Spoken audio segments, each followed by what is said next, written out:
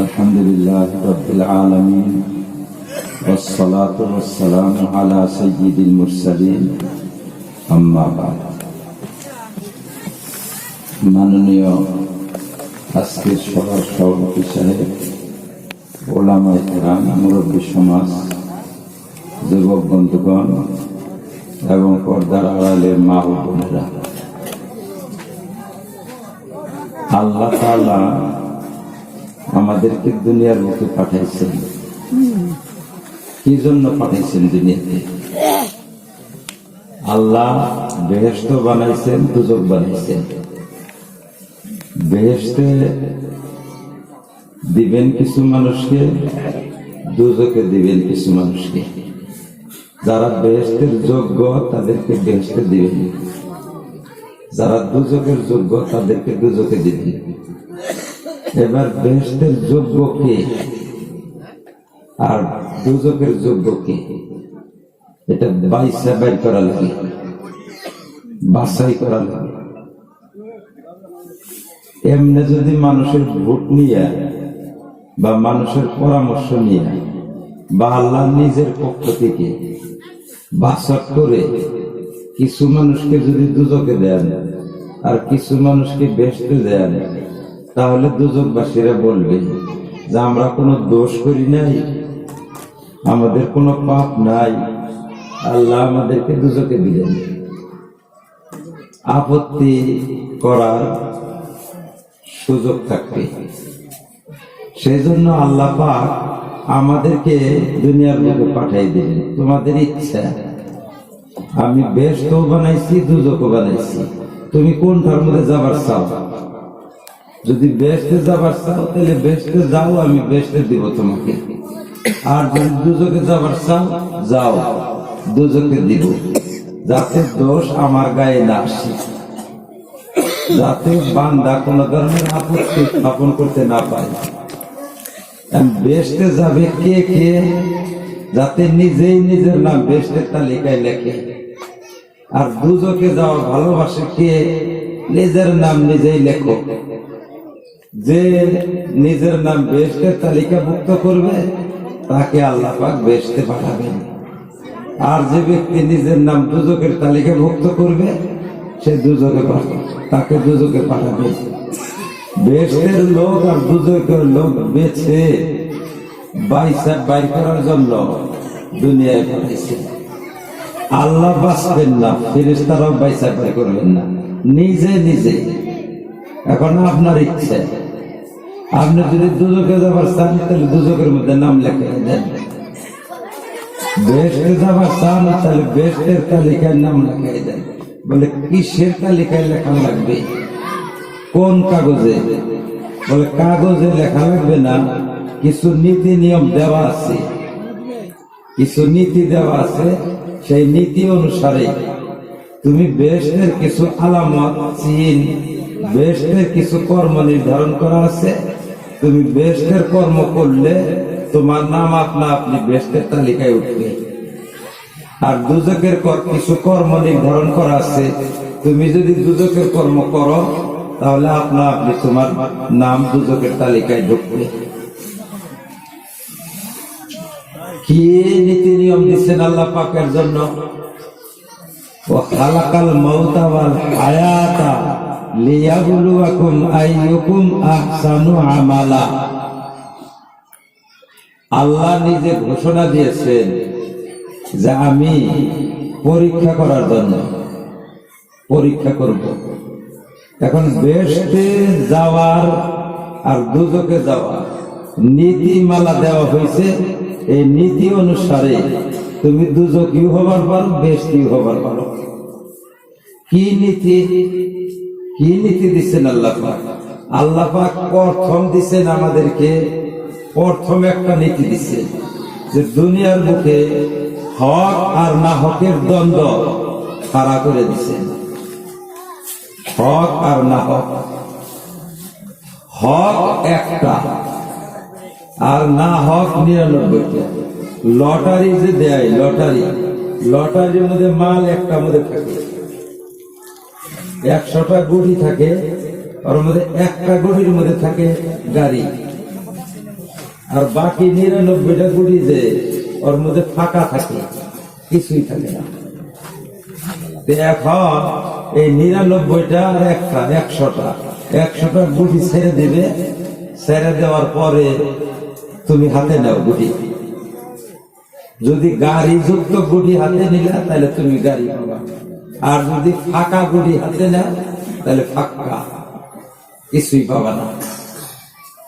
Lottery, লটারির মধ্যে কোন গুড়ির ভিতরে গাড়ি লেখা আছে আর কোন গুড়ির ভিতরটা ফাঁকা আছে এইটা কিন্তু চিনা যায় না, ধরা যায় না। তাও মানুষে অনেক চেষ্টা করে যে গাড়ি যুক্ত গুটিটা ধরবার পারে নাকি, এরকম চেষ্টা করে। কিন্তু আল্লাহ রাব্বুল আলামিন যে গুটি ছেড়ে দিছে, এই গুটির মধ্যে আবার চিন দিয়ে দিছে, কোনটার মধ্যে গাড়ি আর কোনটা কোনটা ফাঁকা চিন দিয়ে দিছে।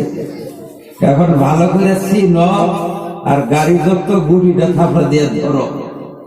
যদি গাড়ি যুক্ত গুড়ি, জান্নাতের গুড়ি যদি ধরতে পারলা তাহলে তুমি জান্নাতি হয়ে যাবে, আর যদি ফাঁকা গুড়ি ধরো তাহলে জাহান্নামে যাওয়া লাগবে।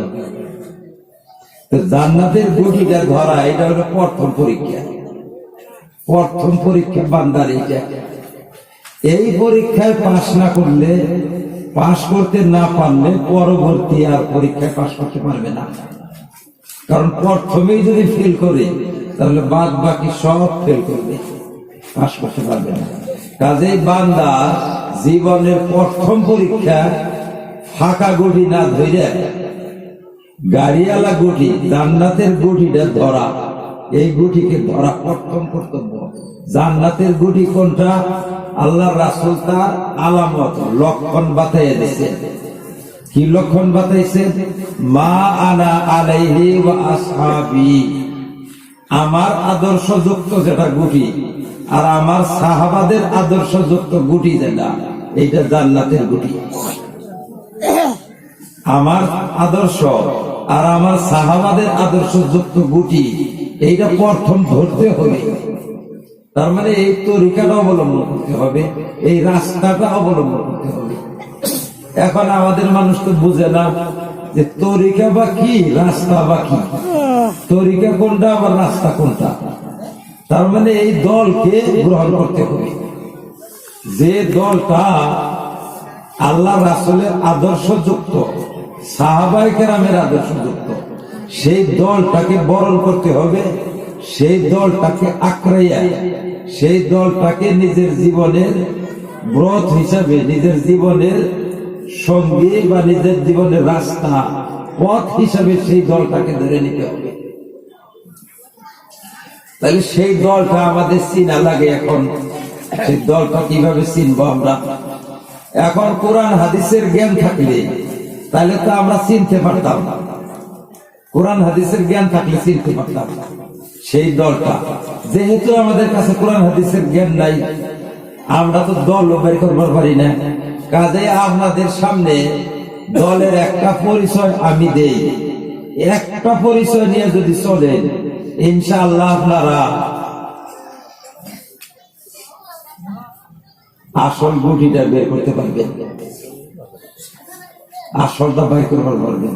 এই একটা আমল করলে যদি আঁকড়ে ধরেন, যদি অনেকেরই ভুল হয়ে গেছে, এই জীবনে ভুল হয়েছে, এখনো ভুল সংশোধন করা যাবে।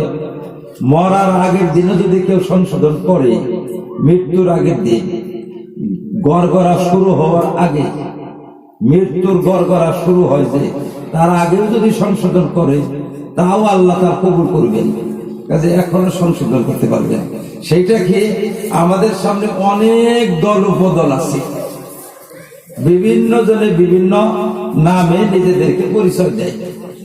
আমরা জানি আমাদের দেশে দেওবন্দি, বেরেলভি, কাদিয়ানি, ইনাদপুরি, জনপুরি, ফুরফুরা, আক্রোশী, দোজা বাবা, খাজা বাবা, কত বাবা আছে। সব বাবার নাম আমি জানি না, অনেক বাবা আছে। তাবলীগ আছে, তারপরে বিভিন্ন দল উপদল আছে দিনের খেদমতের বিভিন্ন ভাগে ভাগে দিনের কাজ তারা তথাকথিত দাবি অনুসারে তারা দিনের কাজ করে চলছে।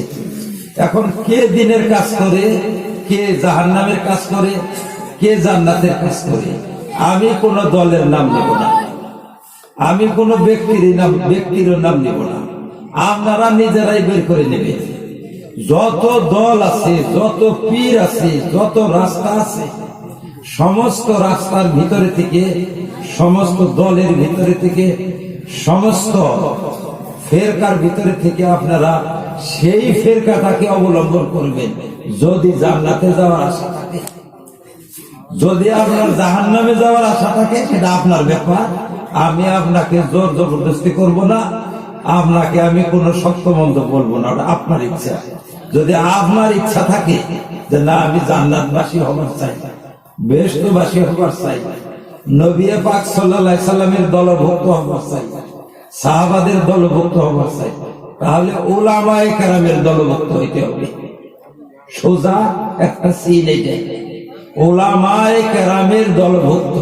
যে দলের মধ্যে উলামায়ে কেরাম আছে, যে দলকে উলামায়ে কেরাম সমর্থন করে, যে পীরের মুরিদের মধ্যে উলামা আলিম ওলামা আছে, আর যে পীরকে আলেম ওলামারা পীর হিসাবে সাব্যস্ত করে, পীর বলে, যে তরিকাকে উলামায়ে কেরাম সত্য বলে স্বীকৃতি দেয়, আর যে তাবলীগকে উলামায়ে কেরাম তাবলীগ বলে স্বীকৃতি দেয়, এক কথায় উলামাদের রাস্তা যেটা আলেম উলামাদের রাস্তা, সেই রাস্তা অবলম্বন যদি করেন আপনারা, ইনশাআল্লাহ আপনারা সহিহ পথ পেয়ে যাবেন, সঠিক পথ পেয়ে যাবেন, জান্নাতের পথ পেয়ে যাবেন। এখন কোন দলের মধ্যে উলামায়ে কেরাম আছে আপনারাই খুঁজে খুঁজে বের করে দেবেন, খুঁজা খুঁজা আপনারা বের করবেন যে কোন দলের মধ্যে উলামা আছে। আবার খেয়াল করবেন, উলামা নামের উলামা যদি থাকে, নামের উলামা অর্থাৎ লেবাস পোশাকের উলামা, সেগুলা উলামা ধর্তব্য না। বড় বড় আলিম ওলামা, আসল আলিম ওলামা যারা, তারা কোন কোন পথে আছে, তারা যে পথে আছে তাদের সাথে আপনারা চলবেন, তাদের সাথে তাদের রাস্তায় চলবেন, ইনশাআল্লাহ আপনারা জান্নাতের রাস্তা পেয়ে যাবেন। কালকে আমাদের দিন যখন আল্লাহর ওলিগণ উলামায়ে কেরামরা যখন বেহেশতে যাওয়া শুরু করবে, আপনি যদি সাথে সাথে যান আপনাকে ফিরিয়ে দেবে না, ফিরিয়ে দেবে না। তাদের সাথে চলছেন, তাদের সাথে আপনারা কাজ করছেন, তাদের সাথে মেহনত করছেন, তাদের সাথে উঠা বসা করছেন, আপনাদেরকেও তাদের সাথে বেহেশতে দিয়ে দিবেন। ওই জন্য উলামা, আপনি বয়াত হবার যান, দেখবেন উলামা আছে কিনা, তাবলীগ করবার যাবেন, দেখবেন এখানে উলামায়ে কেরাম আছে কিনা, আপনি দল করবার যাবেন, দেখবেন এখানে উলামায়ে কেরাম আছে কিনা, আপনি কোন সমিতি করবার যাবেন, দেখবেন এখানে উলামায়ে কেরাম আছে কিনা। তাহলে একটা সিন আপনাদেরকে বলছি আমি, উলামাদের সাথে থাকেন, উলামাদের দলে থাকেন, উলামাদের দলে যান, ইনশাআল্লাহ আপনারা সহি রাস্তা পেয়ে যাবেন। এটা একটা সিন বললাম, আমি পরিচয় বললাম, এই পরিচয়টা সব মানুষই বের করতে পারবে, সব মানুষই ধরতে পারবে, এটা প্রকাশ্য একটা পরিচয়। আমাদের একটা ভুল হয় কি, ওলামাদের লেবাস পোশাক বা ওলামাদের মতো একটু ঢং ঢং দেখলেও আমরা আলেম বলে প্রবঞ্চিত হয়ে যায়, আলেম বলি, আর বলি যে দেখো আমাদের সাথে অনেক আলিম আছে, আমরা বলি আমাদের পীর সাহেবের কাছে অনেক আলিম, আমাদের তরিকায় অনেক আলিম। সত্যিকার এই আলেম আছে কিনা একটু চিন্তা করে দেখবেন, চিন্তা করে দেখবেন যে সত্যিকারের যারা আলিম, যারা প্রকৃত আলিম, প্রকৃত আলিম আপনি কিভাবে চিনবেন?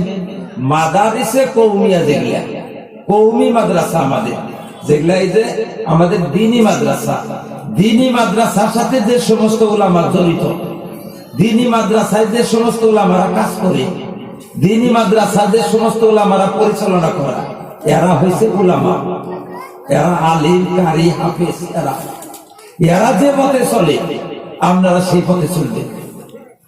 আলিমরা উলামায়ে কেরাম মক্তব চালাইতেছে, আপনি কিচ্ছুই না, আলেমদের সাথে মক্তবের খেদমত করেন। আলিমরা মাদ্রাসা চালাইতেছে, আপনি কিছুই না, আলেমদের সাথে উঠা বসা করেন, চলাফেরা করেন, তাদেরকে শ্রদ্ধা করেন, তাদের সাথে আপনি সঙ্গবরণ করেন, আর পারলে কিছু মাদ্রাসার খেদমত করেন, আপনি সরল পথের প্রতীক হয়ে যাবেন। আর যদি আলিম পীর পাওয়া যায়, আলিম পীর, তাহলে আলিম পীরের কাছে বয়াত হন, বয়াত হইয়া কিছু আল্লাহ বিল্লাহ করেন, কিছু তসবিহ তাহলিল করেন, আপনার শরীর সঠিক পথের প্রতীক হবেন। আপনি ভাইরা, এটা গুরুত্বপূর্ণ কথা বললাম। আজ সবাই সংশোধন করতে পারবে। আজ যদি কোনো ভাই চায় যে আমি তো এটা আগে চিন্তা করছিলাম না, আমি তো আগে চিন্তা করছিলাম না, কারণ আমার পীরকে তো আলেমরা দেখবারই পারে না, তাইলে এনে যারা ফর্মুলা দিতেছে, ফর্মুলাই হলো আলেম দিয়ে বের করবার দিল, আলেম দিয়েই নির্বাচন করবার দিল, আর আমার পীরের নগে আলেমের নগে বাইজে থাকে, তাহলে আমি কোন আক্কেলে থাকি? হ্যাঁ, আমি কোন আক্কেলে থাকি? আমি এই পীরের কাছে, বা আমি যে তবলিগ করি, আমারে বাড়ি করবার দিল, যে তবলিগও পয়সা বাইর করতে হবে আলেম দিয়ে, আমি যে তবলিগ করি, এই তবলিগরা তো আলেমরে দেখবারই পারে না, আলেমরে দেখবারই পারে না, আমি কোন আক্কেলে এই তবলিগের মধ্যে থাকি? ঠিক ওই রকম আমি যে সমিতি করি, এই সমিতিতে তো আলেমুল আমাকে দেখবারই পারে না, তাহলে আমি কিভাবে এই সমিতি? একটা চিন্তা করেন ভাইরা, আমি বলছি আপনাদের দরদ নিয়ে, আপনাদের মহব্বত নিয়ে, সহজ একটা রাস্তা, উলামায়ে কেরাম যে রাস্তায় আছে সেই রাস্তা আপনি অবলম্বন করবেন, ইনশাআল্লাহ আপনারা কামিয়াবির রাস্তা পাবেন। আর আমরা জানি তবলিগের কাম যেটা, তাবলীগ, দাওয়াত ও তবলিগের কাজ, আমাদের জানা মতে আজ পর্যন্ত কোন আলিম, সত্যিকারের আলিম যারা সত্যিকারের আলিম, দাওয়াত ও তবলিগের কাজের বিরোধিতা কোন আলিমে করে না, কোন আলিমে দাওয়াত ও তবলিগের বিরোধিতা করে না, কোন আলিমেই করে না, সারা বিশ্বের বুকে কেউ করে না।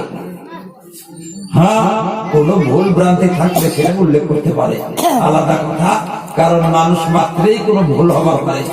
যে কোনো সমিতি, যে কোনো সংগঠনের মধ্যে, যে কোনো জামাত, যে কোনো দলের মধ্যে ভুল ভ্রান্তি হবার পারে, হয়তো ভুল ভ্রান্তি নিয়ে কোনো জন আপত্তি করতে পারে, কিন্তু দাওয়াত ও তবলিগের যে কাজ, এই কাজ নিয়ে কোনো আলিমের আপত্তি নেই, কোনো আলিম আপত্তি করে না। তাহলে এখানে তো সন্দেহের জায়গা নাই, তো এখানে তো মুঠেই সন্দেহের জায়গা নাই। কাজে আপনারা পারলে, আল্লাহ পাকের বহুত বড় নিয়ামত, দাওয়াত ও তাবলীগের কাজ কাজে আল্লাহ পাক দিচ্ছেন, আপনাদের যে নিকটেই চালু আছে, আপনাদের আশপাশেও চালু আছে, এই দাওয়াতের কাজে আপনারা সময় লাগাবেন, যে যতখানি পারেন, যতখানি পারেন এখানে সময় লাগাবেন। আর এই সময় লাগানো অবস্থায় যদি আপনার ইন্তেকাল হয়, আপনি সঠিক রাস্তায় মৃত্যুবরণ করতে পারবেন। সুবহানাল্লাহ, সঠিক রাস্তায়, সঠিক পথে মৃত্যুবরণ করতে পারবেন। দাওয়াত ও তবলীগের কাছে অংশগ্রহণ করেন। এইভাবে আমি কথা বলছি যেটা, প্রত্যেকটা আপনার প্রত্যেকের জন্য, প্রত্যেকেই এখান থেকে রাস্তা পাবেন। যে যে কাজ করে, যে যে দলে থাকেন, আপনার রাস্তা পেয়ে যাবেন।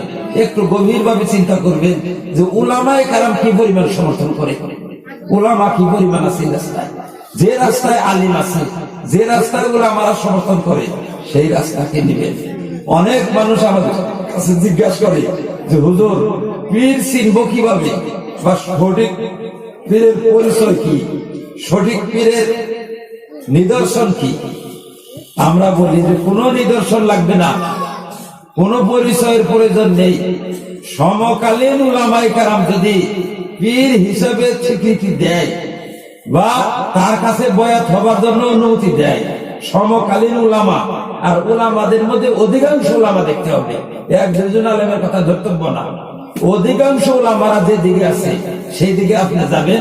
অধিকাংশ উলামারা যদি বলে যে এই পীরের কাছে বয়াত হওয়া যায় বা এই পীরের কাছে বয়াত হইলে আপনার উপকার হবে, আপনি নির্দ্বিধায় সেই পীরের কাছে বয়াত হয়ে আল্লাহ আল্লাহ করেন।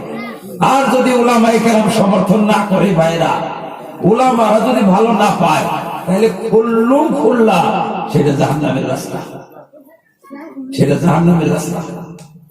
যত ভালো রাস্তা হোক, যত উন্নত হোক, যত সুন্দর হোক, আপনি সুন্দর বললে হবে না, আমি বললে হবে না। সে রাস্তা যদি উলামারা পছন্দ না করে, উলামায়ে কেরাম যদি সেই রাস্তায় না থাকে, উলামারা যদি নিষেধ দেয়, তাহলে মনে রাখবেন যে এটা জাহান্নামের রাস্তা, এটাই দুজকের রাস্তা।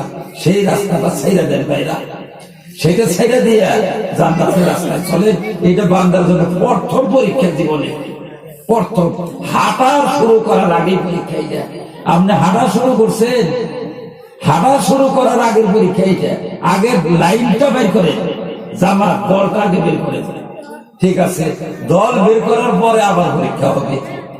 আর দ্বিতীয় পরীক্ষা হয়েছে, আল্লাহ তাআলা আমাদেরকে স্বাধীন শক্তি দিচ্ছে, স্বাধীন ইচ্ছা শক্তি দিছে। এই ইচ্ছা শক্তি দিয়া আমি যা ইচ্ছা তাই করতে পারি, কোন জায়গায় বাধা বিঘ্ন নাই আমার জন্য। স্বাধীন ইচ্ছা শক্তি আল্লাহ পাক আমাকে দিছে। আমি যে ইচ্ছা, যে বস্তু ইচ্ছা দেখতে পারি, যে কথা ইচ্ছা শুনতে পারি, যে কথা ইচ্ছা বলতে পারি, যে জিনিস ইচ্ছা আমি খাইতে পারি, যাকে ইচ্ছা থাকে আমি ধরতে পারি, যে দিকে ইচ্ছা আমি সেদিকে চলতে পারি, যা ইচ্ছা আমি তা শুনতে পারি। সমস্ত অবাধ ইচ্ছা শক্তি, স্বাধীন ইচ্ছা শক্তি আমাদেরকে দিচ্ছেন। দিচ্ছেন কেন? এইটাই আমাদের পরীক্ষা, এইটাই পরীক্ষা। 100 প্রকারের বস্তুর মধ্যে আমাদেরকে 100 প্রকারেরই অনুমতি দিয়ে রাখছেন। আমরা আল্লাহর কতখানি অনুগত করি, এইটা পরীক্ষার জন্য আমাদের 100 প্রকারের বস্তুর মধ্যে 2-4টা বস্তু আমাদের জীবনের জন্য ক্ষতিকারক জিনিসও রাখছে। আমাদের জীবনের জন্য ক্ষতিকারক, আমাদের রূহের জন্য ক্ষতিকারক, আমাদের আত্মার জন্য ক্ষতিকারক, এরকম কিছু বস্তু এই শত শত বস্তুর ভিতরে রেখে দিয়েছে। রেখে দিয়ে আমাদেরকে চিহ্নিত করে একদম হাতে কলমে চিনাইয়া দিয়ে বলছে যে তুমি যদি জান্নাতে যাবার চাও তাহলে এই কয়েকটা জিনিস বাদ দিয়ে চলবা। এইটা আমাদের পরীক্ষা করবে। সবের কথাই শুনবার পারবা, এই কয়টা কথা শুনবা না, সব খাইতে পারবা। সব, কোন ধানের মধ্যে নিষেধ করি নাই, কোন সিনার মধ্যে না, কোন ধরনের গম না, কোন ধরনের মাখই নিষেধ করি নাই, সব খাইতে পারবা। এর মধ্যে 1-2টা নিষেধ আমার, সব মাংস খাইতে পারবা। এরকম শত শত বস্তুর ভিতরে থেকে, শত শত কর্মের ভিতরে, শত শত জিনিসের ভিতরে 2-4টা জিনিস আমাদের জীবনের জন্য ক্ষতিকারক, আমাদের জন্য ক্ষতিকারক। সেই ক্ষতিকারকটা আল্লাহ তাআলা চিহ্নিত করে দিচ্ছেন, পরিচয় করে দিচ্ছেন। এই জিনিসটা তোমরা খাইও না, এটা খানা, এটা খাইও না, বেশি না। এত জিনিস খাবার দিচ্ছে, কত রকমের ফল ফ্রুট, কত রকমের খাদ্যদ্রব্য, কত রকমের পানীয়, কত রকমের সামগ্রী আল্লাহ পাক দিচ্ছে। আমাদের দেশে কত দেশান্তর থেকে কত ধরনের ফল ফ্রুট আসতেছে। আল্লাহ তুমি মদটা খাই না, মদটা খাই না, একটা সে না করছে, হাজার হাজার খাবার দিয়ে একটা না করলো, এই একটার মধ্যে তুমি পাস করা আল্লাহ না, তারপরে জান্নাতে যাবার চাও। হাজার হাজার ফল তোমার এখানে আসতেছে, হাজার হাজার প্রকারের ফল অবাধ অনুমতি দেওয়া হয়েছে, এগুলো সব খাও, একটা খাইও না, এটা তোমার জীবনের জন্য ক্ষতিকর। এই একটা তুমি বাদ দিবার পারলা না, আমার জান্নাতের আশা করো।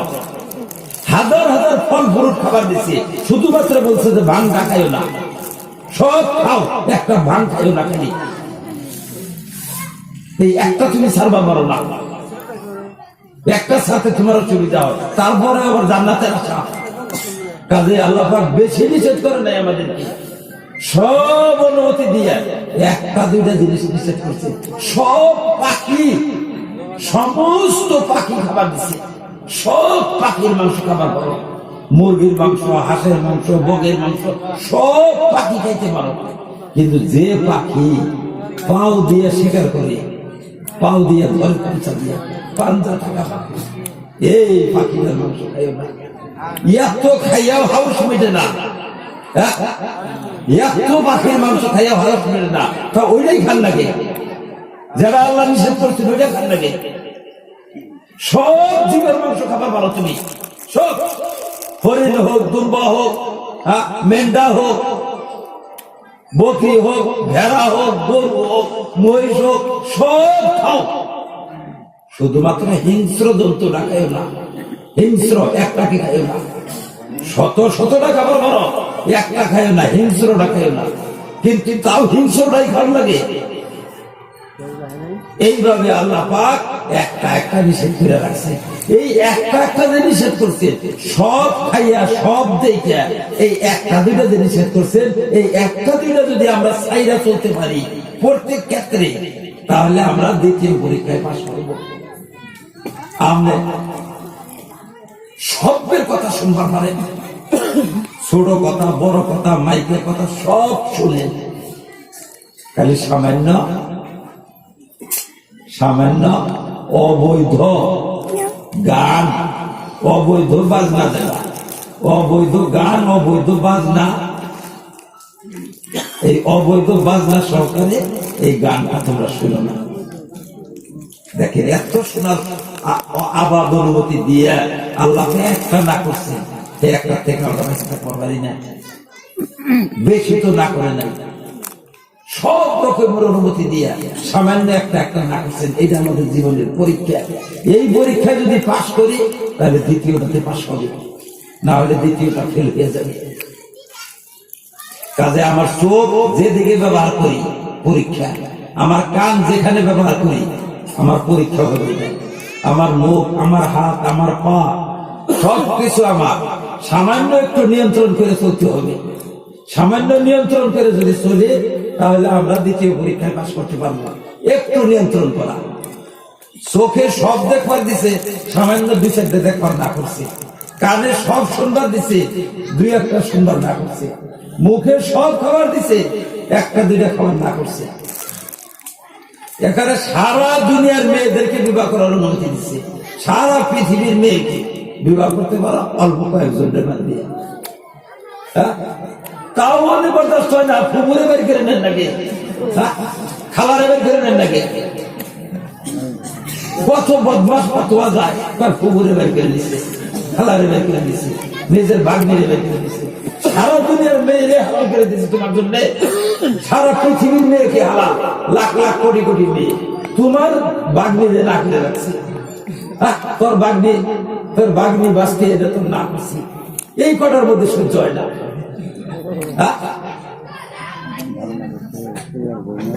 কাজে আল্লাহ রাব্বুল আলামিন আমাদেরকে অবাধ অনুমতি দিয়ে একটা দুইটা যে না করছে, এই একটা দুইটার মধ্যে নিজেকে কন্ট্রোল করা, নিজেকে বাঁচাইয়ে রাখা, এইটা হলো আমাদের জীবনের পরীক্ষা। আমরা যখন হাত উঠাই, পা উঠাই, চোখ উঠাই, যাই উঠাই, আমরা অঙ্গ প্রত্যঙ্গ উঠাই জীবনে, সেখানে আমাদের জীবনের বিরাট বড় পরীক্ষা আছে। যদি আল্লাহ রাস্তায় উঠাই তাহলে আমাদের পক্ষে নম্বর লাগবে, আর যদি আল্লাহর বিপদে উঠাই তাহলে আমাদের বিপক্ষে নম্বর লেগে যাবে। আর এই নম্বরটাই আমাদেরকে জাহান্নামে নিয়ে যাবে অথবা জান্নাতে নিয়ে যাবে। ভাইরা, এইটা হলো দ্বিতীয় পরীক্ষা আমাদের। তাহলে প্রথম পরীক্ষা সঙ্গী অবলম্বন করতে হবে সঠিক। কি যদি জাহান্নামে থাকে, মুরিদ কোনদিন জান্নাতে যাবে না। বিন্না শোভা থেকে লাগে, আমি তো পীরের মানছি ভাই, বিন্না শোভা কাম হবে না। তো আমার পীরে তো না করে নাই, আমার পীর হাইয়া খুঁজছে না, কিন্তু আমার তো হুসবান না করে নাই। আরে তোমার পীর হাইয়া খুঁজছে না আর তোমার না করে নাই, এটা নিয়ে তুমি গৌরব করো। পীর যদি উপযুক্ত না হয় তাহলে মুরিদ কি হবে না, সে মুরিদ জান্নাতে যাইতে পারবে না। কাজে প্রথম পরীক্ষা তুমি যে বাইসা দিবা, যে দলটা, যে জামাতটা, যে সাথীটা, যে সঙ্গীটা, যে পীরটা, যে বন্ধুটা, যাকেই তুমি বাইসা দাও, তোমার প্রথম নির্বাচনটা তোমার সঠিক হওয়া লাগবে, সঠিকভাবে তুমি নির্বাচন করো, এটা প্রথম পরীক্ষা। দ্বিতীয় পরীক্ষা, এখন তুমি নিয়ন্ত্রণ করে চলো, একটু নিয়ন্ত্রণ করো, খুব তো বেশি নিয়ন্ত্রণ করে দেয় না আল্লাহ, একটু নিয়ন্ত্রণ করো, চোখটাকে একটু নিয়ন্ত্রণ করো, মুখটাকে একটু নিয়ন্ত্রণ করো, এরকম প্রত্যেকটা অঙ্গ প্রত্যঙ্গকে একটু নিয়ন্ত্রণ করে চলো, তাহলে দ্বিতীয় পরীক্ষায় পাশ করবে।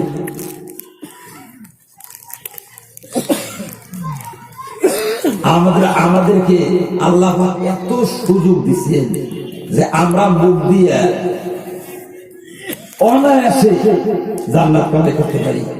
মানুষের গীবত না কইরে, মানুষের চুগলখড়ি না কইরে, মানুষের গীবতেও তো কষ্ট হয়, কিন্তু গীবত না কইরে শুধু আপনি মনে মনে আল্লাহ আল্লাহ করেন, আল্লাহ আল্লাহ, সুবহানাল্লাহ, আলহামদুলিল্লাহ, লা ইলাহা ইল্লাল্লাহ, আল্লাহু আকবার, দরুদ শরীফ, বিসমিল্লাহ, আউযু বিল্লাহ, কিছু দোয়া দরুদ করতে থাকে, আপনার জন্য অঢের সব জমা হয়ে যাবে। গীবত করবেন না, গীবত শুনবেন না, চুগলখড়ি করবেন না, চুগলখড়ি শুনবেন না। মানুষের বংশের উপরে কোন ব্যক্তির উপরে কলঙ্ক আরোপ করবেন না, আর কোন মানুষের কলঙ্ক আরোপ করার কথা শুনবেন না। নিজেকে হেফাজত করে রাখবেন, কারণ মানুষের কিছু হক আছে, আল্লাহর কিছু হক আছে। বান্দা যদি আল্লাহর হক আদায় না করে তাহলে তওবা করলে আল্লাহ তাআলা মাফ করবেন, তওবা করলে মাফ হবে। কিন্তু মানুষের হক তো তওবা করলে মাফ হবে না, এটা তো ভয়ঙ্কর।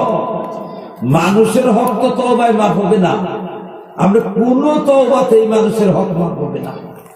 যত কাঁদেন, যত তওবা করেন, যত আপনি রাত্রি জাগরণ করে, মানুষের হক মাফ হবে না। মানুষের হক মাফ হবে তখন যখন হকদার আপনাকে ছেড়ে দিবে। আর মানুষ তো হক ছাড়বে না, মানুষ ছাড়বে না। সেই জন্য দুনিয়াতে মানুষের হক সম্পর্কে খুব সতর্ক থাকা লাগে। যদি আপনি কোনো মানুষকে মানসিক, শারীরিক, আর্থিক বা যে কোনো প্রকারের কষ্ট বা ক্ষতি করছেন, কষ্ট দিচ্ছেন, ক্ষতি করছেন, তার কাছ থেকে মাপ না নেওয়া পর্যন্ত আল্লাহ মাফ করবেন না। তার কাছ থেকে মাপ নেওয়ার পরে আল্লাহ মাফ করবেন, তাছাড়া আল্লাহ মাফ করবেন না। কাজে মানুষের হকের ব্যাপারে খুব সতর্কতা অবলম্বন করবেন, তাহলে আমাদের জীবনের এই দ্বিতীয় পরীক্ষা চলে থাকবে। আবার কবরের মধ্যে আল্লাহ পাক 3টা প্রশ্ন করবেন। এইভাবে চললেন জীবনটা, কবরে যাওয়ার পরে 3টা প্রশ্ন করবেন। 3টা প্রশ্ন, একটা হয়েছে মার রব্বুকা, তোমার পালন কর্তা কে? আমরা বলবেন যে মুখস্থ করে যাব, মন থাকবে না, কারণ এই জবান চলবে না কবরে। কবরে চলবে অন্তরে যেটা আছে ওইটা। অন্তরের মধ্যে আপনি বসাইছেন, আল্লাহর নাম বসাইয়া ফেলাইছেন, আল্লাহর নাম বদ্ধ করছেন দিলের মধ্যে, বসাইছেন দিলের মধ্যে, জারি করছেন, সবসময় জপছেন যে আল্লাহ আমাদেরকে পালনেওয়ালা, আল্লাহ আমাদের সৃষ্টিকর্তা, আল্লাহ আমাদের পালন কর্তা, আল্লাহ আমাদের রক্ষা কর্তা, আল্লাহ আমাদের রুজি দাতা, আল্লাহ আমাদের ইজ্জত দাতা, আল্লাহ আমাদের হায়াত দাতা। এই যে বিশ্বাসটা যে বসাইছেন অন্তরের মধ্যে, বারবার আলোচনার মাধ্যমে আল্লাহর নাম অন্তরে বসাইছেন, তখন আপনি আপনার ভিতরে থেকে বাইরে আসবে আল্লাহ আমার পালন কর্তা। মুখস্থ বিদ্যায় কাজ হবে না, অন্তরের মধ্যে এটা ভাবটা, এই ভাবটা অন্তরের ভিতরে ঢুকতে হবে। এক বাক্যে আপনি বলে বলবেন যে আল্লাহ আমাদের পালন কর্তা। ইসলাম, তোমার ধর্ম কি? ধর্ম কি আপনার বলতে হবে যে ইসলাম আমার ধর্ম। ইসলাম আমার ধর্ম আপনার কখন বলতে পারবেন? যখন ইসলামকে ধর্ম হিসেবে গ্রহণ করবে তখন সে বলতে পারবে। যদি ইসলামকে ধর্ম হিসেবে গ্রহণ না করেন বলতে পারবেন না। ইসলামকে ধর্ম হিসেবে গ্রহণ করছেন কিনা তার পরিচয় কি? ইসলামকে ধর্ম হিসেবে গ্রহণ করছেন কিনা? খাইতে ইসলাম, কাপড় পরতে ইসলাম, গোসল করতে ইসলাম, ঘর বানাইতে ইসলাম, আত্মীয়তা করতে ইসলাম, বিবাহ শাদীতে ইসলাম, মুসলমানিতে ইসলাম, বাজার করতে ইসলাম, সব জায়গায় ইসলামকে প্রাধান্য দিচ্ছেন। ইসলাম সব জায়গায় ইসলামের খেয়াল রাখছেন, সব জায়গায় ইসলামের চিন্তা করছেন, সব জায়গায় ইসলামের তরিকা তালাশ করছেন, সব জায়গায় ইসলামকে অন্তরের মধ্যে জায়গা দিচ্ছেন। আপনি ফট করে বলতে পারবেন আমার ধর্ম ইসলাম। পুরো করছেন দুনিয়ায়, ইসলামকে প্রাধান্য দিচ্ছে ইসলাম, কিন্তু ইসলামের কথাই মনে করেন না। খাবার বলেও মনে করেন না ইসলামের কথা, বিবাহ সাদীতেও মনে করেন না ইসলামের কথা, দোকানদারিতেও মনে করেন না ইসলামের কথা, আত্মীয় স্বজন আত্মীয়তার মধ্যেও মনে করেন না ইসলামের কথা, ব্যবসা বাণিজ্যেও মনে করেন না ইসলামের কথা। ইসলামের কথা তো মনেই নেই। যদি বলে যে বিবাহ কি করে সাজান লাগবো, ওই হিন্দু বাড়িতে কি করে গেট সাজিয়েছেন, ওখানে সাজাবা। হিন্দু বাড়ি যাদের মনে আসে, খ্রিস্টান বাড়ি যাদের মনে আসে, ইহুদি বাড়ি মনে আসে, কবরে ইহুদি বাড়ি মনে আসে, ইসলাম মনে আসে না, মনে আসে না ইসলাম। কত মানুষ থুথু বাজায় মনে থাকা জিনিস মনে হইল না, ওই সময় কত মনে করার গেছিলাম মনে হইল না। সোজা প্রশ্ন করছে, এই সোজা প্রশ্ন দেখ পড়াইছে, দেখ পড়াই জিজ্ঞাসা করছে তোমার ধর্ম কি, আর কবরই পারলাম না। কত চেষ্টা করলাম আমার ধর্ম কি, এটা জিজ্ঞাসা করছে, করলাম না। কারণ কই না, এটা কই না, কোনদিন কই না আমাদের ধর্ম ইসলাম, এটা কই না। এটাই প্রশ্ন করছে আপনার ধর্ম কি, এই ইসলাম এটা খবর বললো না, বিয়া বলে খবর বললো না। নশা দেখবার গেছি, নশা দেখবার যাই কেছি তোমার এই ধর্মের নাম কি, বহুত আবল তাবল করে করলো না। হাই রে হাই, এই আমাদের ধর্মের নামটা পারলাম না। কে রে খবর বললো, খবর বললো না এই জন্য যে আমার ধর্ম যে ইসলাম, এই আলোচনাই নাই। কাজে আপনার আলোচনাটা থাকতে হবে প্রত্যেক জায়গায়। চুল কাটতেও খেয়াল করতে হবে ইসলাম কিভাবে চুল কাটা পছন্দ করে। প্রত্যেক ক্ষেত্রে এই ধারণাটা আপনার অন্তরে যদি থাকে, এই যে কল্পনা জল্পনা ধারণা যে ইসলাম আমাকে কি দিছে, কি রাস্তা দিছে, ইসলাম কি পছন্দ করে, যখন আপনার অন্তরের মধ্যে ইসলাম ইসলাম জপা জপ উঠে যাবো গা ইসলাম, প্রত্যেক ক্ষেত্রে আপনি ইসলাম ইসলাম করেন, কবরের মধ্যে ঠাস করে বলে দিলেন আমার ধর্ম ইসলাম। ভাইরা সহজ না, কোন শুধু চিন্তা দেখা যায়, একবারে সহজ, একবারে সহজ দেখা যায়, কিন্তু বোকা মানুষের জবাব দিতে পারবে যার অন্তরের মধ্যে আছে, যার অন্তরে আল্লাহর প্রেম ভালোবাসা আছে, সে ঠাস করে জবাব দিবে রব্বি আল্লাহ, আমার পালন কর্তা আল্লাহ। আর যার অন্তরের মধ্যে ইসলামের মহব্বত আছে, ইসলামের ভালোবাসা আছে, ইসলামের কল্পনা জল্পনা আছে, ও ঠাস করে জবাব দিতে পারবে আমার ধর্ম ইসলাম, আমার জীবন ব্যবস্থা ইসলাম। তারপরে তৃতীয় প্রশ্ন করবে, দেখাই দিবে এই যে একজন মহামানব দেখতেছ, এই মহান ব্যক্তি দেখতেছ, দেখে রাখছে এটা তো চিনবাড়ি পারবো না, বলে এটা আবার কেরা,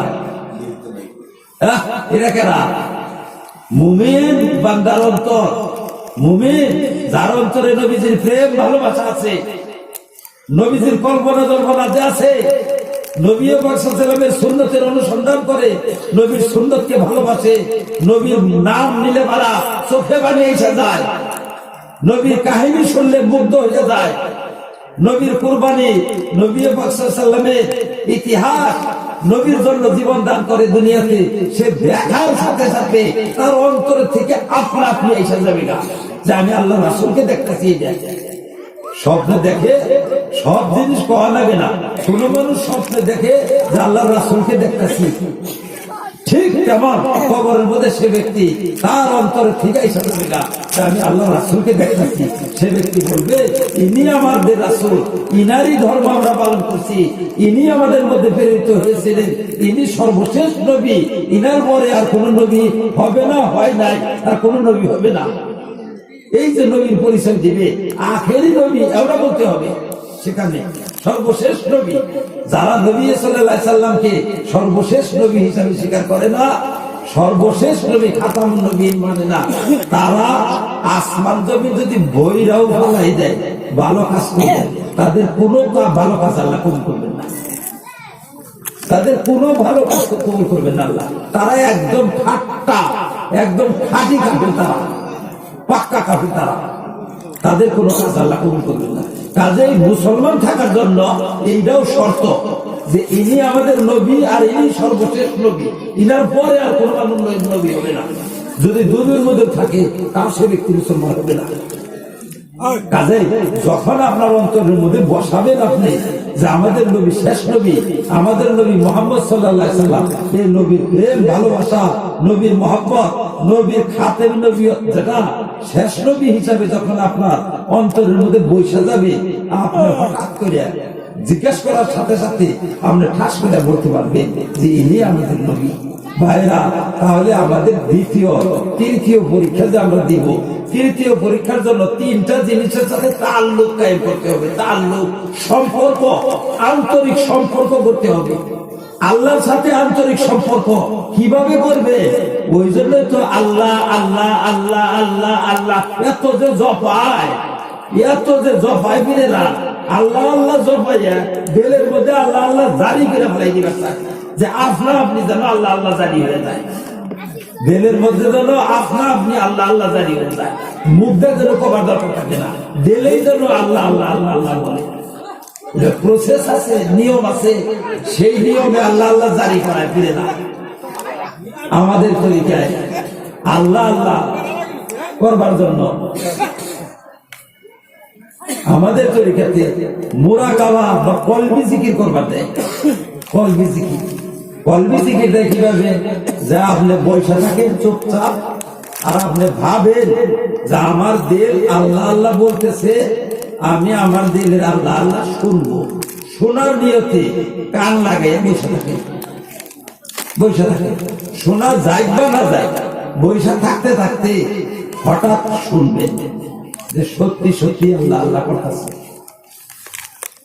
মানুষ যখন একটা কল্পনায় বসে, আল্লাহ তাআলা কল্পনা হিসাবে সেই কাজটা করে দেন।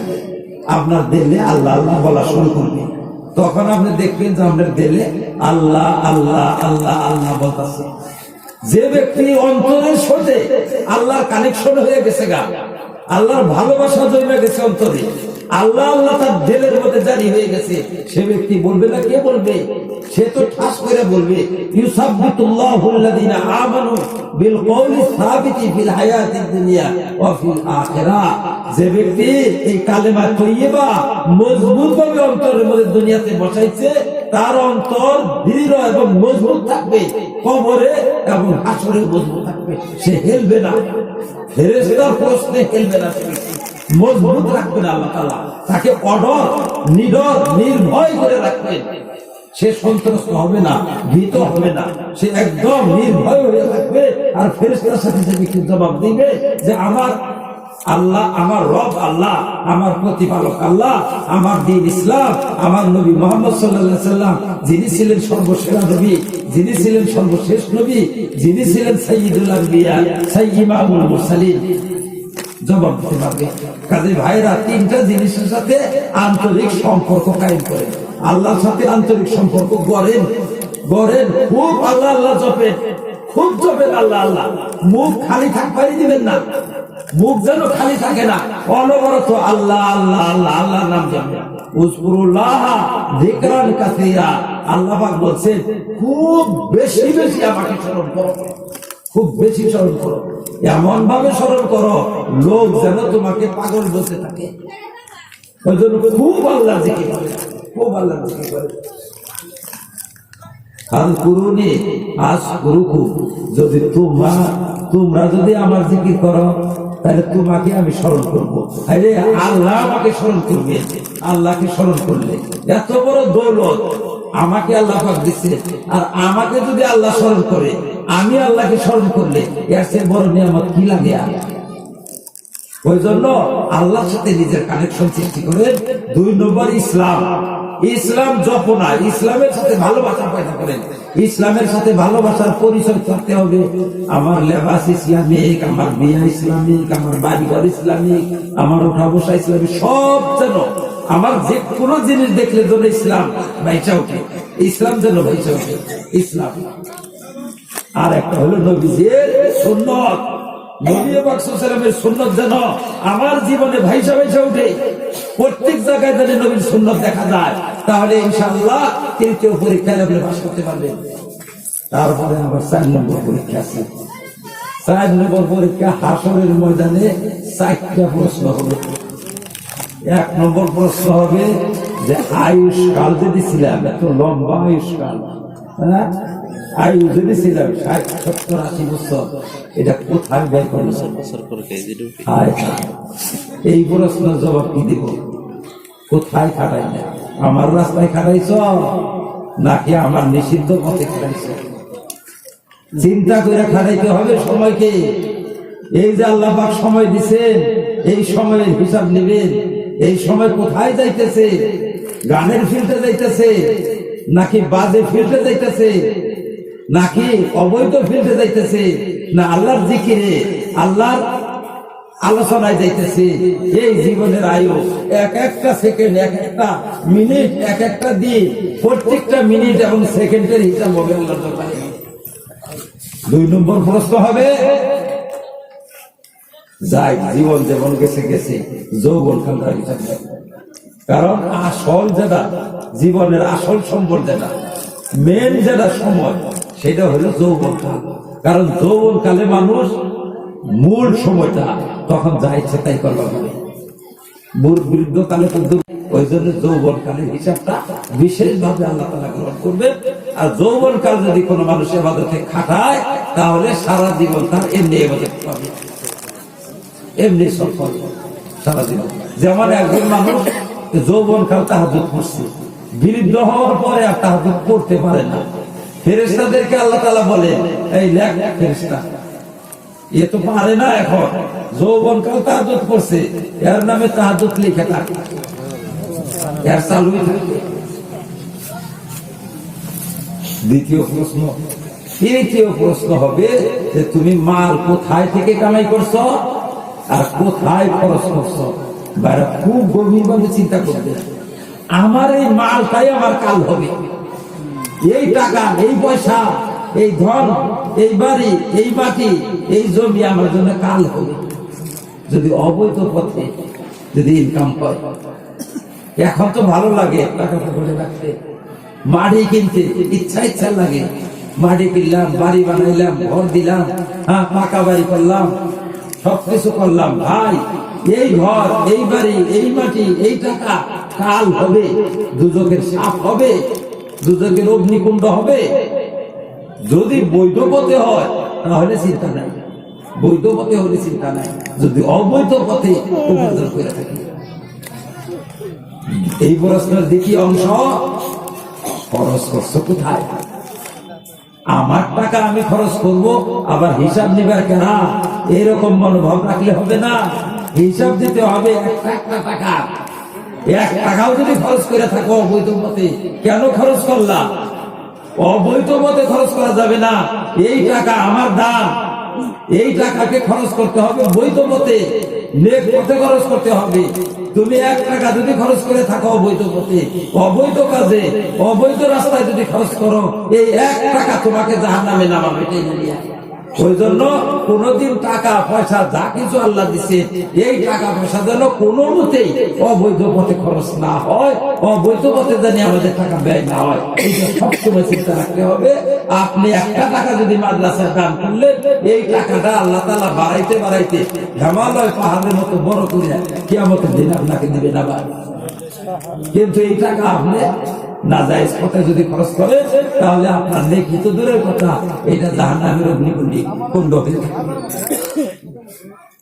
মানুষ কত অবৈধ পথে পয়সা খরচা করে, পায় না কিছুই, কিছুই পায় না। 5 টাকা, মাত্র 10 টাকা, তাই লড়াইয়ের টিকিটটা কিনা যায়। পাইলি না তো কত কিনলি, 10-20টা লটারির টিকিট কিনলি, পাইলি না তো একটাও। পাইলাম না থেকে 10 টাকা তো গেছে, খালি 10 টাকা যায় নাই, এগুলো এক একটা 10 টাকা বিরাট বড় কুণ্ড হয়ে রয়েছে, বিরাট বড় কুণ্ড হয়ে রয়েছে। এই কুণ্ড নিভাবার পারবে না, নিভাবার পারবে না। এই কুণ্ড বিশাল কুণ্ড হয়ে রয়েছে এই 10 টাকা। আর যদি এই 10 টাকা আল্লাহর পথে ব্যয় করতাম, মাদ্রাসায় দিয়ে রাখতাম, বা দিনের কোন একটা সদকায়ে জারিয়া করে রাখতাম 10 টাকা দিয়ে, তোমার হিমালয় পাহাড়কে ছাড়িয়ে দেখতো নেকির ভান্ডার। ওই জন্য কোথায় খরচ করতেছ এইটা লক্ষ্য করতে হবে। 3 নম্বর প্রশ্ন। 4 নম্বর প্রশ্ন হবে কি, যে তুমি যা জানতা তার মধ্যে কতটুকু আমল করছো, মানছো কতটুকু? জানতা মানে যা কিছু তুমি জানতা, যেমন এতটুকু তো জানো যে নামাজ পড়া ফরজ, এতটুকু তো জানো যে রমজানের রোজা রাখা ফরজ। যাই তো জানতা তুমি, শুনছো তো, যা জানছো তার মধ্যে মানছো কতখানি, আমল করছো কতখানি, এইটা হবে 4 নম্বর প্রশ্ন। সেই জন্য ভাইরা, আমরা জানি না যে এই জবাব দিলে চলবে না, জানি না জবাব দিলে চলবে না, জানি না জবাব আল্লাহ তাআলা গ্রহণ করবেন না। আবার জানার পরে যদি কি করে আমল করলেন না, তাহলে আরো বিপদ হলো। জানি না এক অপরাধ, জানার পরে আবার আমল না করা আরো অপরাধ, কোনটাতেই বাঁচবেন না। এরকম ভাববেন যে যাই না নিয়ে আমল না করলে বিপদ, কাজে জানবই না, কাছে জানবই না। মনে রাখবে, না জানা বান্দাকে আল্লাহ মাফ করে, কিন্তু না জানা 2 রকমের, একটা প্রাকৃতিক না জানা আর একটা ইচ্ছাকৃত ভাবে না জানা। ইচ্ছাকৃত না জানা, এটা ডাবল শাস্তি হবে। অর্থাৎ বান্দা যারা ইচ্ছাকৃত ভাবে জানে না, ইচ্ছাকৃত ভাবে অজ্ঞতা অবলম্বন করে, ইচ্ছাকৃত ভাবে জানবার চায় না, সেইটা আল্লাহ কোনোদিন মাফ করবেন না। আর একটা হলো প্রাকৃতিক ভাবে না জানা। প্রাকৃতিক না জানা কোনটা? অর্থাৎ সে ব্যক্তি, যেমন ওই মানুষটা যে জায়গায় বসবাস করে তার হাতের নাগালে কোনোদিন আলেম পায় নাই, কি করবে? এমন দেশে বসবাস করে, এমন দেশে তার জীবন গেছে যে দেশের মধ্যেও কোনোদিন আলেম পেল না, তাহলে কি করবে? এখন এরা তো অনিচ্ছাকৃত ভাবে অজ্ঞ রয়ে গেল, এইটাকে আল্লাহ তাআলা মাফ করবে। কিন্তু আপনি আলেমের সন্ধান পাইলেন, আলেমের খবর পাইলেন, আপনার অসুখের জন্য, আপনার বিবির অসুখের জন্য আপনি সেই ভেলুর পর্যন্ত যাইতে পারেন, দিল্লি পর্যন্ত যাইতে পারেন, আর ইসলামকে শিখার জন্য বরবেড়া পর্যন্ত যেতে পারেন না। এটা কয় ইচ্ছাকৃত ভাবে অজ্ঞতা। ইচ্ছাকৃত অজ্ঞতা আল্লাহ মাফ করবেন না। ইচ্ছাকৃত অজ্ঞতা যেটা, এর জন্য ডাবল শাস্তি হবে। কিন্তু অনিচ্ছাকৃত অজ্ঞতা যেটা, অর্থাৎ আমি তালাশ করে পাইলামই না, এরকম কোন আলেমই পাইলাম না যে আলেম আমাকে সঠিক সন্ধান দিবে বা আমাকে মশলাটা বলবে, এইরকম কোন আলেমই পাইলাম না, তাহলে এটা ইচ্ছাকৃত না, অনিচ্ছাকৃত অজ্ঞতা। এই অজ্ঞতা আল্লাহ তাআলা মাফ করবে। তাহলে এই যে 4 প্রশ্ন, এই 4 প্রশ্নের জবাব কিভাবে দিবেন? এই 4 প্রশ্নের জবাব এই দুনিয়াতে প্রস্তুতি নিতে হবে। প্রস্তুতি এখান থেকেই প্রস্তুতি নিতে হবে। আজ থেকেই আপনারা এই 4টা প্রশ্নের প্রস্তুতি গ্রহণ করেন। যদি 4টা প্রশ্নের প্রস্তুতি গ্রহণ করেন, প্রস্তুতি যদি নিতে থাকেন, ইনশাআল্লাহ আল্লাহ তৌফিক দিবেন। আল্লাহর কাছে চাইলে আল্লাহ দেন, আল্লাহর কাছে চাইলে দেন। আবু তালেব যখন মরে, হুজুর গেছে কালেমা তালকিন করার জন্য, অর্থাৎ সারা জীবন তো কালেমা গ্রহণ করে নাই। হুজুরের ইচ্ছা যে মৃত্যুর যদি হয় তাও আমি কালেমা চাচারে পড়াই দিই, আর চাচা যদি একবার কালেমা পড়ে তাইলে আমি চাচারে সুপারিশ করে বেহেশতে নিয়ে আসাম। আমি আবু জেহেল আর আব্দুল্লাহ বিন উমাইয়া, এরকম নামটা আমার একটু ভুল হবার পারে। এরকম 2 জন কাফের, আবু জেহেল আর আবু জেহেলের এক সাথী বৈশা রয়েছে। হুজুর বললেন যে চাচা কালেমাটা আপনি পড়েন, আর একবার খালি পড়েন, আমি আল্লাহর কাছে সুপারিশ যাতে করতে পারি। কালেমা না পড়লে তো সুপারিশ করা হবে না, যাতে আমি সুপারিশ করতে পারি। আবু জেহেল আর তার সাথী বলতেছে যে হে আবু তালিব, বাপ দাদার ধর্ম ছেড়ে দিবা, কলঙ্ক থাকবে না দুনিয়ায়। এই দিকে থেকে এক কথা বলে, ওই শয়তানের আর কথা বলে, দুদুর মুদের উপরে এগুলো বারবার হুজুর বলতেছেন আপনি পড়েন একবার কালেমা, আমি সুপারিশ করব। আর ওরা বলতেছে কালেমা পড়লে কিন্তু কলঙ্ক থাকবে, বাপ দাদার ধর্ম আমরা ছাড়বেন। সর্বশেষ কথা যেটা আবু তালিবের বলল যে আমি আব্দুল মুত্তালিবের ধর্মেই থাকবো, অর্থাৎ বাপের ধর্ম যেটা ওইটা সারবার পারবো না আমি, ওইটার মধ্যে আমি থাকবো না। আমি তোমারটা গ্রহণ করতে পারলাম না, বুঝে গেল না। শেষ কালে হুজুর সাল্লাল্লাহু আলাইহি ওয়াসাল্লাম ভাঙ্গা পড়লেন, একবারে একেবারে অস্থির হয়ে গেলেন। হাই রে হাই, আমি কি করলাম, কি হইল? তখন হুজুর বললেন, আল্লাহ, আমি আল্লাহর কাছে দোয়া করবো আমার চাচাকে বাঁচাবার জন্য। আমি অনবরত মাগফিরাত চাই থাকবো, অনবরত মাগফিরাত চাই, আমার কাছে ক্ষমা চাবো, আল্লাহ না যদি না করে। এই কথা কয়ে হুজুর পারি পারলেন না। কোরআন আয়াত নাযিল হইল, নবীর জন্য বৈধ না কোন কাফেরের জন্য ক্ষমা প্রার্থনা করা। কি করবেন, ক্ষমা প্রার্থনার রাস্তা বন্ধ হয়ে গেল। হুজুর খুব অস্থির হয়ে গেলেন গা। তখন আল্লাহ আয়াত নাযিল করলেন, ইন্নাকা লা তাহদি মান আহবাবতা ওয়ালাকিন্নাল্লাহ ইয়াহদি মান ইয়াশা। হে নবী, হেদায়েত আপনার হাতে না, আপনি হেদায়েত দিতে পারবেন না। আপনি যাকে চাবেন তাকে হেদায়েত দেবেন, তা পারবেন না। হেদায়েত তো আমার হাতে, আমি যাকে দেই সেই হেদায়েত পাই। আর আমি কাকে দেই, যে আমার কাছে হেদায়েত চায় তাকে আমি দেই। এ জীবনে একবারও আবু তালেব হেদায়েত চাই না। যদি একবার চাইতো তাহলে আমি আবু তালেবের হেদায়েত দিতাম, আর আবু তালেব হেদায়েত পেয়ে যেত। কাজে ভাইরা, না চাইলে আল্লাহ হেদায়েত দিবে না। এই যে কথা কয়েকটা বললাম, এই কয়েকটা কথার উপরে আমল করার তৌফিক আল্লাহর কাছে চাইতে হবে, আল্লাহর কাছে তৌফিক চাইতে হবে, আর বারবার চেষ্টা করতে হবে, বারবার আল্লাহর কাছে কাকুতি মিনতি করতে হবে। আল্লাহ, কথাগুলোর উপরে আমল করার তৌফিক আমাদেরকে দান করো, আমাদেরকে কবুল করো, তুমি দান করো, তৌফিক দান করো। তখন আল্লাহ পাক তৌফিক দিবেন। আল্লাহর কাছে চাইতে হয়, চাইলে আল্লাহ পাক দান করে। হুজুর সাল্লাল্লাহু আলাইহি ওয়াসাল্লাম ছিলেন অত্যন্ত দরদি। মুনাফিকরা যত কষ্ট দিছে, কাফেররাও অত কষ্ট দেয় নাই হুজুরকে। আর মুনাফিকদের মধ্যে সেরা সর্দার ছিল আব্দুল্লাহ বিন উবাই বিন সলুল। আব্দুল্লাহ বিন উবাই বিন সলুল যখন মারা গেল, হুজুর জানাজা পড়তে গেলেন। হযরত ওমর পাশে থেকে টাইনা ধরছে। হযরত ওমর বলেন, হুজুর, আপনি মুনাফিকদের জানাজা পড়ার যান কি জন্য? মুনাফিকদের জানাজা পড়বার জন্য তো আল্লাহ না করছে। মানে আল্লাহ বলছে এই কথাটা যে, হে নবী, তুমি যদি মুনাফিকের জন্য মাগফিরাত চাও, আমি মাফ করবো না। তুমি যদি 70 বার মাগফিরাত চাও, তাও আমি মাফ করবো না। 70 বার চাইলে। তো যখন ওমর ধরছেন পাশে থেকে, হুজুর বলে যে আল্লাহ আমার না করে নাই, আল্লাহ আমারে বলছে যে তুমি মাগফিরাত চাইলেও মাফ করবো না, না চাইলেও মাফ করবো না, 70 বার চাইলেও মাফ করবো না। আমার এখতিয়ার দিচ্ছে, না করে নাই। আমি চাই বা না চাই, এটা শিখেছে আল্লাহ। কাজে আমি জানাজা পড়বো। হযরত তোমার কয় যে আল্লাহ না করছে, হুজুর কয় না করে নাই, আমারে কইছে এখতিয়ার দিচ্ছে আমাকে, আমি জানাজা পড়বো। আর আল্লাহ বলছে যে 70 বার মাফ চাইলেও আমি মাফ করবো না। আমি দেখবো যে 71 বার চাইলে মাফ করে নাকি। 70 বারের বেশি চাইলে মাফ করে যদি, তাহলে আমি 70 বারের বেশি আমি মাফ চাবো।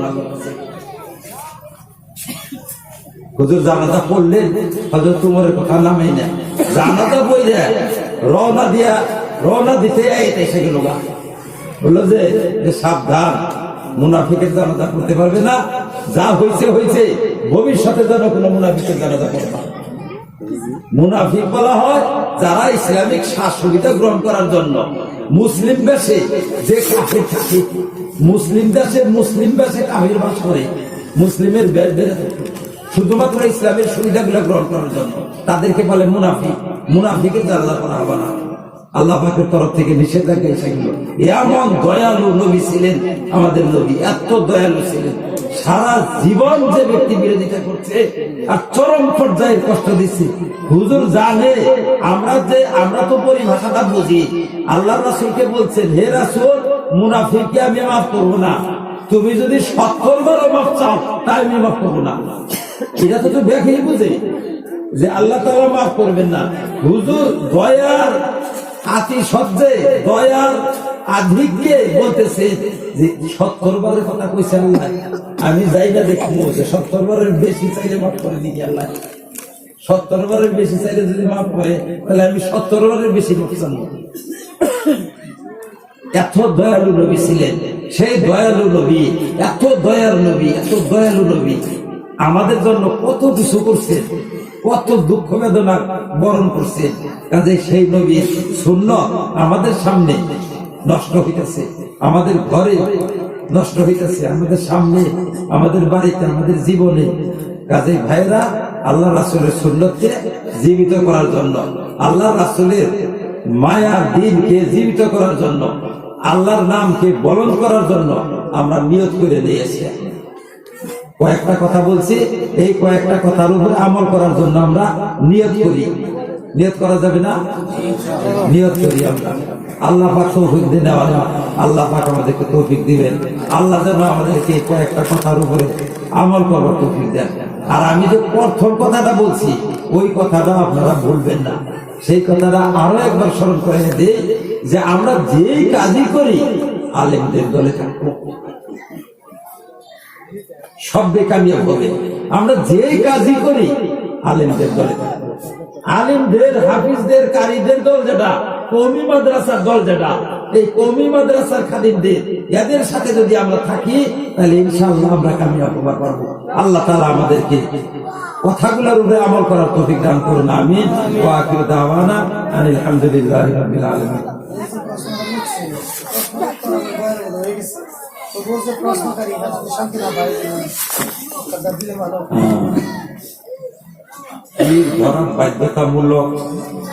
বাধ্যতামূলক মানে কি? পীর ধরাটা সুন্নত, বেশি বেশি সুন্নত, ফরজ অধিক না। মানে সবচেয়ে বাধ্যতামূলক হলো ফরজ, তারপরে হচ্ছে ওয়াজিব, তারপরে হলো সুন্নত। সুন্নত পীর ধরা। তবে এই সুন্নতটা পালন না করলে কি হবে? এটা পালন করা লাগে কিছু শিক্ষার জন্য, কিছু শিক্ষার জন্য। যে ব্যক্তি শিখে আছে তার এর পরিপূর্ণ সবকিছু পাকাপুক্ত, কোনো দরকারই নাই। যার কোনো দরকার নাই কি আর মাস্টারের কাছে যাবো নাকি? দরকার থাকলে তাহলে মাস্টারের কাছে যাওয়া ভালো। মাস্টারের কাছে গেলে কিছু না কিছু শিখা যায়। যে শিক্ষিত ও আর স্কুলে যাবো কেন? স্কুলে যাওয়ার না। কাজে আবার যে বয়াত হবে কার কাছে হবে? যদি সঠিক পীর পাওয়া যায় তাই না। আর যদি সঠিক পীর পাওয়া না যায় তাহলে বয়াত হওয়াটা ক্ষতিকর, নষ্ট হয়ে যাবে, আরো জীবন নষ্ট হবে। সঠিক পীর কোনটা? আলেম দাদার পীর।